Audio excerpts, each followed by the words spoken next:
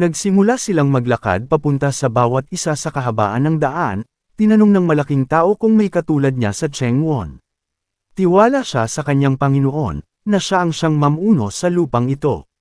Sa pamamagitan ng mga salitang ito na siya ay naging tanda ng lakas, at ang kanyang mga hakbang ay kasing mabigat ng isang malaking bundok. Ang figuratively na ito ay nangangahulugang may malaking responsibilidad siya. Kaya ang isa na maaaring gumawa ng Panginoon ay gumawa ng unang hakbang ay dapat na isang mapanganib na tao, at malinaw na siya ay gagawa ng unang hakbang. Ang guro ay lumingon kay Jungdu. Pagkatapos ay sinabi niya na ang batang lalaki ay lubos na may kakayahang at hiniling sa kanya na kumilos ng may dignidad. Tumagilid si Jong sa kanyang ulo at humingi ng tawad. Sa sandaling iyon, tinitingnan sila ng sage at tinanong ang kanyang sarili kung ano ang kababalaghan na ito. Siya ay tila sa sage na hindi maging isang tao, sapagkat ang isang tao ay simpleng hindi maaaring magradiate ng gayong enerhiya. Ang kanyang enerhiya ay higit na lumampas sa enerhiya ng Huang Bogon, aka ang banal na kamao, ang tinatawag na perpektong antas ng martial. Kaagad, nagpa siya ang sage na umupo, dahil ang lakas na nagmula sa taong ito ay hindi kapanipaniwala. Si Saiyu at ang halimaw na ito ay patuloy na naglalakad patungo sa bawat isa. Ang batang lalaki ay nagsimulang gumamit ng kanyang enerhiya, at lumitaw ang kidlat sa kanyang mga kamay. Ang kaaway, sa kabilang banda, ay nagmumula sa itim na enerhiya, na mahirap ihambing sa anupaman, at nagmamadali silang isa't isa tulad ng dalawang elemento. Ang kidlat ay nagdulot ng lahat sa paligid upang lumipad ng hiwalay, tulad ng ginawa ng enerhiya na naranasan ng lalaki noong sila ay bumangga. Nagkaroon ng pagsabog ang laki ng isang buong mansyon. Buntong hininga, binuksan ang mata ng mas malawak, at mayroong isang patak ng enerhiya na ito sa kanyang mag-aaral. Natagpuan niya ang kanyang sarili sa isang nightmarish kadiliman. Ito ay parang ang kadiliman ay nilamon ang lahat sa paligid niya. Tila nawala ang mundo sa paligid niya. Naramdaman din niya na parang nag-iisa siya at wala ng iba. Sa sandaling iyon, ang kanyang katawan ay nagsimulang sumuso sa ilang enerhiya malapit sa kanyang kaliwang braso. Kasabay nito, lumitaw ang malaking lalaki na ito at bumuo ng isang portal sa tabi mismo ni Exi. Kung siya ay sinipsipsa, ang kanyang katawan ay punitin. Ang epekto ay napakalakas na ang lahat ng nasa likuran niya ay hinaypan. Pagkatapos nito, ang lahat ay nagsimulang bumalik ng magkasama, at walang malinaw. Ano yun, tanong ni Saiyo sa kanyang sarili, at sinabi ng malaking tao na mayroon siyang isang napakahusay na bagay sa kanyang mga kamay. Ito ay isang nakamamatay na namumulaklak na butterfly na pag-aari ni Jung Ha-chan, ang taong nag-iwan ng butterfly na ito, nanalo si Jung Han siya at nagtago ng isang lihim na pamamaraan sa mga pakpak nito.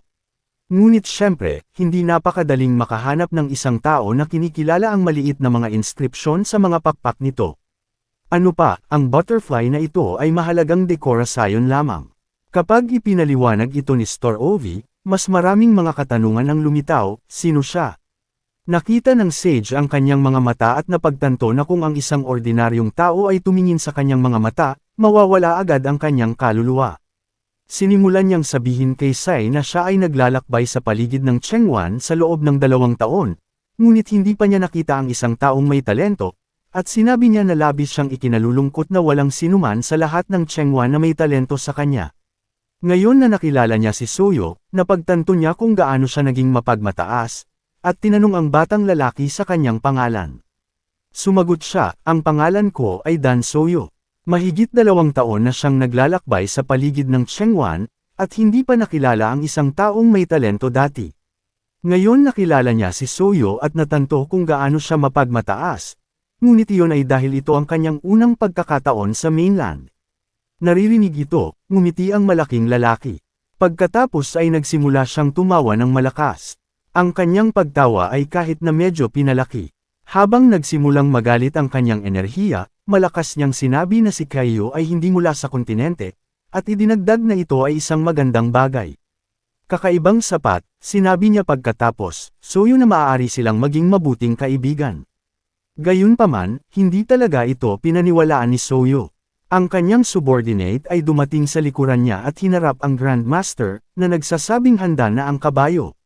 Nagpunta ang Grandmaster sa kabayo, pinatay ito, at sinabi na napakaganda ng paglibot lamang sa bukid.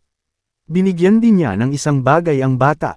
Pagkatapos ay sinabi niya na ang kapalaran ay nangangahulugang para sa kanila na magkita dito, kaya't ito ang magiging regalo niya. Gamit ang Reg Along ito, nais niyang gumawa ng kabayo para kay Soyo, ngunit tiningnan niya ito at hinuhusgahan na ang kabayo ay napakalaki para sa kanya. Pinahahalagahan ni Soyo ang kilos ng kabaitan. Ngunit tinanggihan ng regalo. Sumagot ang malaking tao na sa kasamaang palad ay wala siyang oras, at kahit na gusto niyang mag-usap ng higit pa, kailangan niyang umalis. Pupunta siya sa Hilaga, kung saan, pupunta din si Soyo sa lalong madaling panahon. Naniniwala ang malaking tao na, kung sila ay maswerteng, magkikita sila. At idinagdag niya na kung nagpunta si Soyo sa Hilaga, dapat siyang pumunta sa lungsod ng itim na dugo, kung saan hihintayin siya. Ang pangalan ay tila nakakatakot sa batang lalaki, ngunit bilang tugon, sinabi ng malaking tao na palagi siyang naniniwala na ang asul na dugo ay dumadaloy sa aming mga ugat, at kapag ang asul na dugo-dugo. Idinagdag din niya na kung dumating si Kaiyu doon, tatanggapin niya siya bilang isang espesyal na panauhin. Maya-maya, umungol ang kabayo at sumugod sa daan, ang isip ng lalaki ay patuloy na nag-iisip tungkol sa batang ito, na siya ay isang mapanganib na tao, at kung pinahihintulutan siyang umalis ngayon, siya ay magiging isang malaking banta sa hinaharap. Sinabi niya kay Jung, huwag mag-isip tungkol sa pagpindot sa kanya, dahil ayaw niyang mawala ang pagkakataong ito. Tinanong ng dugo na Diablo si John kung siya ay talagang mapanganib. Sumagot ang malaking tao na mula sa sandaling nakita niya ang batang lalaki, napagtanto niya na siya ang nag-iisang tao sa mundo na maaaring maging pantay-pantay. Napagtanto niya ito nang makita niya ang lakas sa mga mata ng batang lalaki. Pagkatapos ng bumangga ang kanilang mga pag-atake, ang enerhiya mula sa lalaki ay mabaliw. Ngunit sinabi rin ng malaking tao na napagtanto niya na ito ang kanyang pinakamalaking pagkakamali. Ang kanyang ilaw ay masyadong maliwanag upang may overshadowed ng kanyang kadiliman. Kung may mga hadlang upang mapanakop ang mainland sa hinaharap, ang pangalan ng balakid na iyon ay si Dan Soyo. Malinaw na kinilala ng malaking tao ang kanyang kapangyarihan at naintindihan kung ano ang aasahan mula sa Toyo.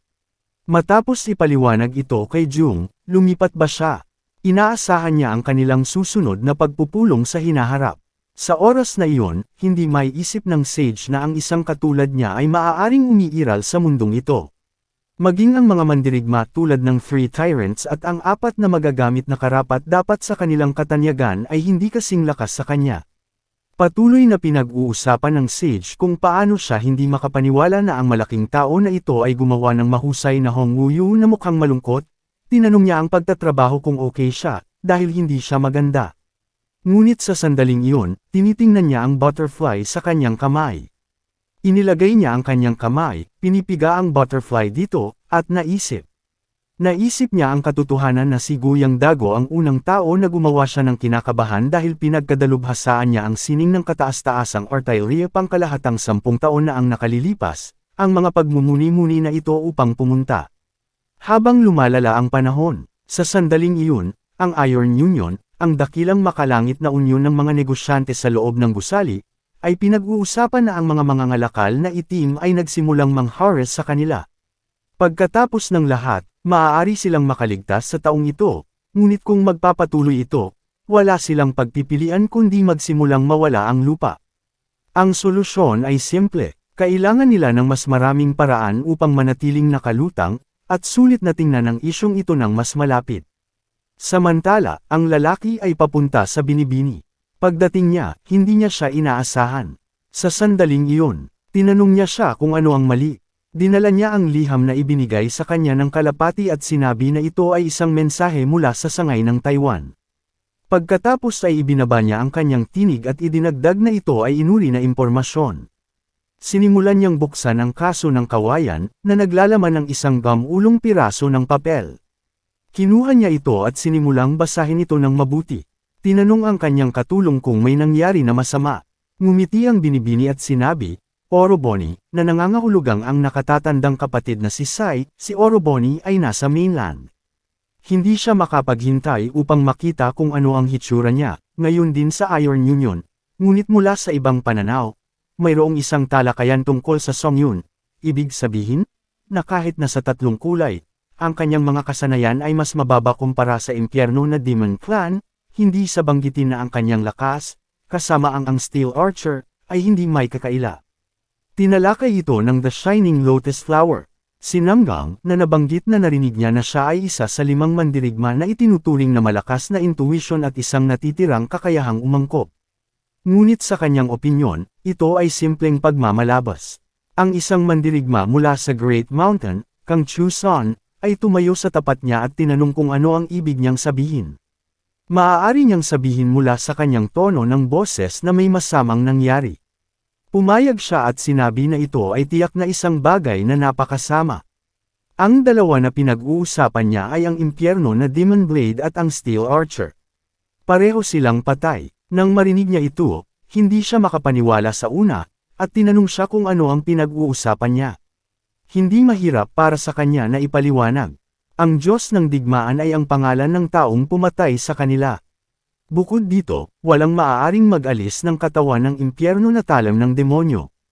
Tila mayroong isang martial arts master na hindi makikilala sa Taiwan. Sigurado siya na siya at si Dan Mok ay magkaibigan, at kahit na hindi nila alam ang bawat isa, imposible para sa siyam na dakilang manahimik pagkatapos na mag-recruit ng isang natatanging martial artist, marahil ay hindi siya kabilang sa alinman sa mga pangkat. Sa anumang kaso, sigurado siya na ito ay isang malaking pagkawala para sa 5 mandirigma, ang pagkawala ng 2, pati na rin ang mga taong nagpunta bilang kanilang mga kaalyado, siyam-sayak ng Taiwanese Dark Trade Division, at 100 mga paksa ng pagsubok na din dapat na patungo dito, ngunit nawala. Ito rin ay isang malaking pagkawala para sa kanila. Diyos ng digmaan. Diyos ng digmaan. Inulit niya ang mga salitang ito sa kanyang sarili ng 2 beses at sinabi na hindi pa niya naririnig ang sinumang may pangalang iyon sa Kengo dati. Inutusan niya siya na hanapin siya, na kinuha niya bilang isang madaling gawain, ngunit alam niya na hindi niya makitungo sa kanya dahil may sapat siyang kasanayan upang patayin ang 2 sa 5 mahusay na mandirigma. Hiniling niya sa kanya na humingi ng tulong sa pamilya ng IM ng mga throwers, na sinasabi, mangyaring, humingi sila ng tulong. Sa katunayan, kung nakatanggap sila ng tulong mula sa pamilyang ito, mas magiging ligtas sila kaysa sa kumpanya ng anumang iba pang mandirigma. Hiniling niya sa kanya na tandaan na sa sandaling ito, ang 5 Dragon Union ay nangangailangan ng malakas na tao, sa makatuwid dapat niyang subukang mag-recruit muna.